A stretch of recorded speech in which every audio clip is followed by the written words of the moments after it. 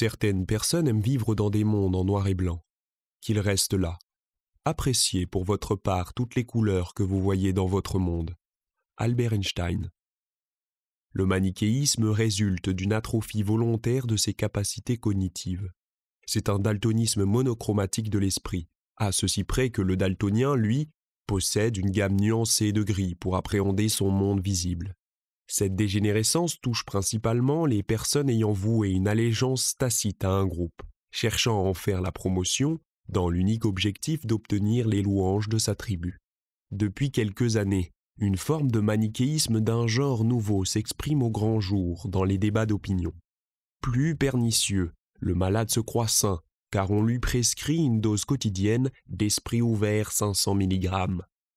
Dès lors, sa bouche accepte la contradiction en même temps que sa tête récuse toute autre explication logique. Il vous assurera avec certitude qu'il est prêt à écouter des propositions contraires, mais qu'il ne changera pas d'avis. Curieuse démonstration d'un esprit capable d'appréhender les nuances. D'après moi, l'indicateur premier qui atteste de la capacité à supplanter le bien et le mal dans le discours et les idées, c'est l'aptitude à comprendre l'inverse de ce que l'on pense. Y parvenir n'est pas une nécessité. Cependant, les processus qui nous y amènent me semblent indispensables dans la mesure où l'on doit envisager sa pensée comme partiellement erronée et ainsi nous placer comme le contradicteur de nos certitudes. En somme, celui qui sait revêtir l'habit du diable est au-delà de la morale et fait preuve de raison. Ensuite, il faut être en mesure d'occulter certaines nuances quand cela est nécessaire, non pas dans une volonté de procéder à une dialectique heuristique, mais plutôt pour penser les ensembles. Par exemple, si l'on veut parler des comportements humains, il serait plus judicieux, dans un premier temps, d'élaborer une pensée qui traite du collectif, occultant volontairement pour un temps l'individu.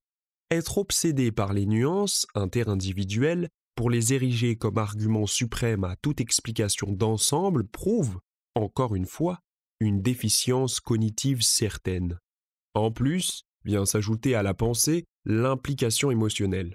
Plus le sujet mis en exergue plonge l'individu dans le pathos, plus l'ego voile le discernement, tout comme la lune se trouve cachée par l'ardeur du soleil. Le sang bouillonne, les esprits s'échauffent et le discours s'érode. Deux issues sont offertes à l'esprit manichéen.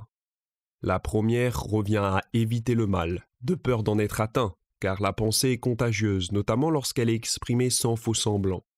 Alors, l'esprit malade se dit qu'il vaut mieux se terrer dans la grotte de ses certitudes. La seconde revient à le combattre aveuglément, comme un taureau face au matador, sans en comprendre les raisons profondes.